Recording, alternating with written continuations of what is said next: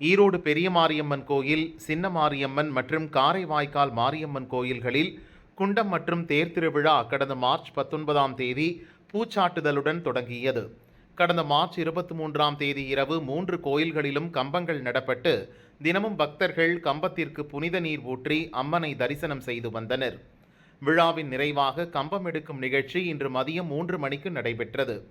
பக்தர்களின் வழிபாட்டிற்காக 3 கோயில்களின் முன்பாக நடப்பட்டிருந்த 3 கம்பங்களும் சிறப்பு பூஜைகளுக்கு பிறகு மணிக்கூண்டு பகுதியில் ஒன்றாக சேர்க்கப்பட்டு பூஜைகள் நடைபெற்றன.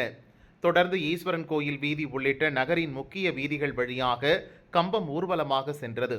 வழியெங்கும் ஆயிரக்கணக்கான பக்தர்கள் கம்பங்கள் மீது உப்பு, மிளகு தூவி வழிபட்டனர்.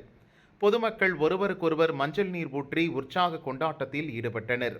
நிறைவாக காரைவாய்க்காலில் 3 கம்பங்களும் விடப்பட்டன.